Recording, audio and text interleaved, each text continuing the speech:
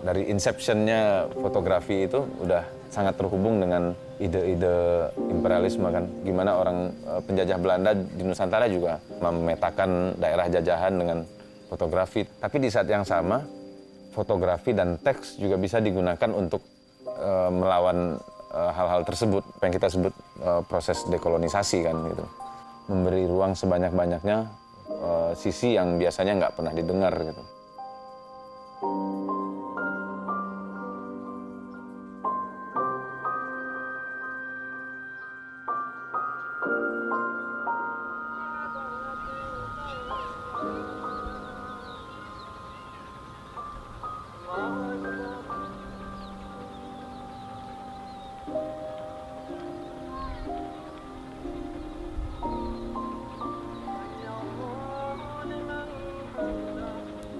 Tujuan saya dan Fatris bikin karya The Banda Journal ini memang berusaha menyuarakan sisi-sisi cerita yang kerap luput dari narasi mainstream sih. Kebanyakan narasi-narasi yang dulu ya kita bisa lihat.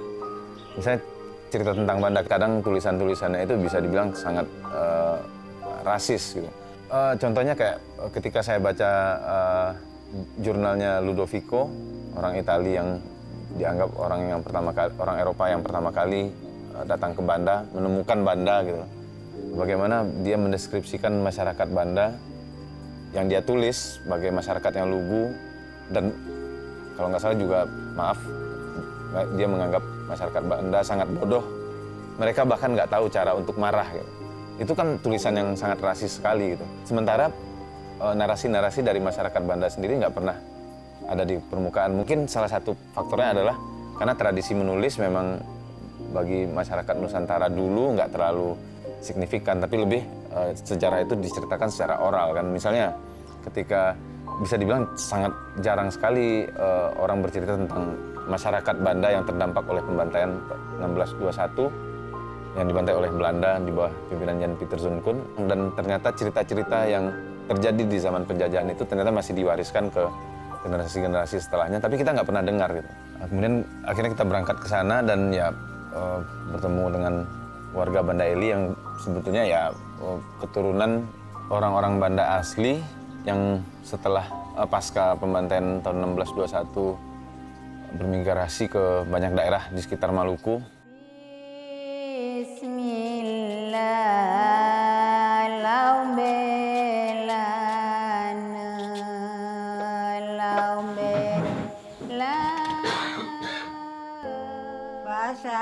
Hadang sini cari pangkat tuan tua boy kira raja. Memori itu, memori tentang kesedihan-kesedihan tentang apa yang terjadi di masa lampau itu nggak secara langsung kelihatan, tapi kita bisa melihat dari hal-hal yang sebetulnya nggak kasat mata sebetulnya kan. Sesuatu yang bisa kita lihat dari nyanyian-nyanyian tersebut, nyanyian-nyanyian mereka yang masih diwariskan hingga hari ini, semacam nyanyian-nyanyian yang bercerita tentang asal-usul, kerinduan kampung halaman.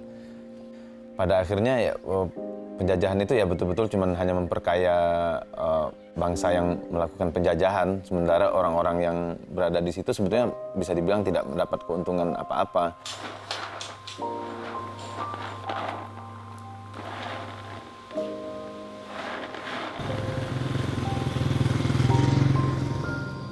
Ketika raw material yang mereka cari itu mungkin udah nggak relevan lagi, harganya mungkin udah turun, ya tempat-tempat itu ya ditinggal begitu saja gitu kan, untuk mencari hal-hal serupa yang baru gitu loh. Dan itu yang saya dan Fatris berusaha coba untuk kasih ruang lebih banyak gitu. Karena itu saya pikir penting melihat sejarah dari perspektif yang lain.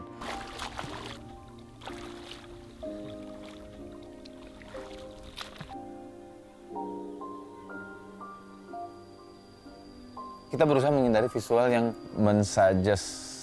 mengglorifikasi kayak sejarah perdagangan rempah. Kita berusaha melihat sesuatu yang justru antitesis dari itu gitu. Jadi saya dan subjek yang difoto sifatnya sangat setara. Saya pribadi merasa lebih terkoneksi, terutama ketika memotret subjek manusia, orang yang saya foto. ketika difoto dengan kamera analog ketimbang dengan digital gitu.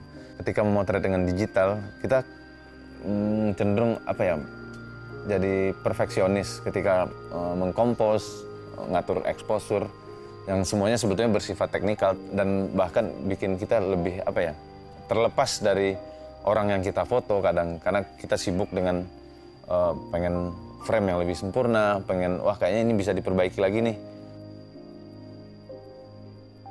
Nah di analog, karena kita nggak bisa lihat hasilnya langsung, ya kita fokus dengan orang yang ada di depan kamera gitu. Dan kita setelah motret mungkin lanjut ngobrol, foto, terus ya udah ngobrol lagi. Kadang bahkan ya kita membiarkan orangnya pengen difoto di sini. Kenapa misalnya? Saya ingat sekali itu ketika saya motret salah seorang tetua adat di Kampung Salamon di Pulau Banda Besar, namanya Pak Saukani. Saya sempat motret dia di rumahnya, tapi kemudian keesokan harinya dia datang sendiri ke saya dan minta ulang foto lagi gitu, dengan menggunakan pakaian adat gitu. Dan pada akhirnya foto itu yang kita gunakan di buku karena kita pikir foto itu yang dia lebih suka gitu.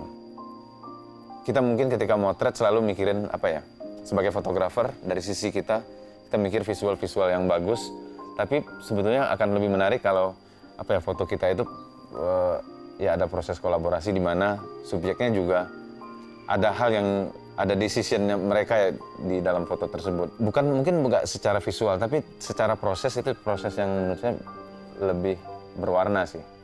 Ya mungkin pada akhirnya itu yang secara nggak langsung juga berpengaruh kepada visual-visual yang dihasilkan di The Banda Journal. Tapi di saat yang sama sebetulnya visual media juga ada keterbatasan. Terbatasan visual media mungkin karena saya pikir dia nggak bisa berdiri sendiri. Mungkin pada ujung-ujungnya juga harus masih dibantu dengan teks kan. Tapi paling nggak yang menarik dari visual media mungkin ada hal-hal yang mungkin dari teks sulit ditampilkan, tapi di visual media bisa. Ya nggak selalu harus tampil gamblang, tapi mungkin bisa bermain-main dengan visual metafor segala macam. Ya, yang menjadi kekuatan fotografi lah.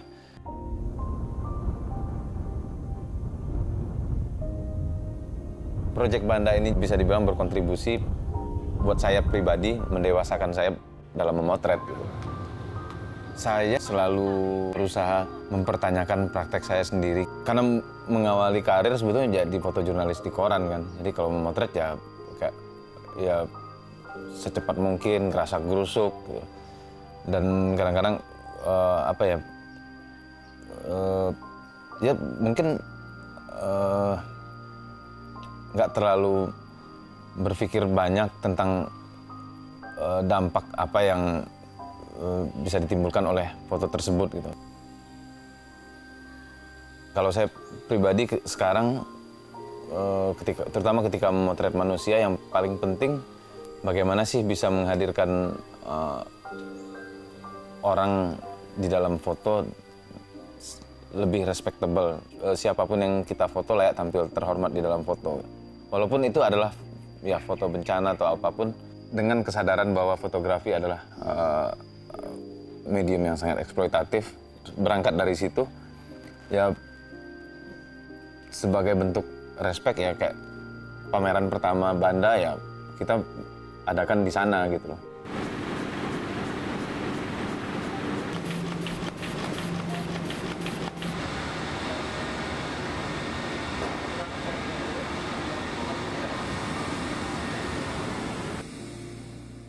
Ya jadi kita bikin pameran di jalan-jalan karena buat saya dan Fatris itu penting sekali untuk memperlihatkan apa yang kita lakukan ke orang-orang di mana karya itu dibuat, agar ada semacam koneksi yang terbentuk antara mereka tanpa kita bermaksud menggurui.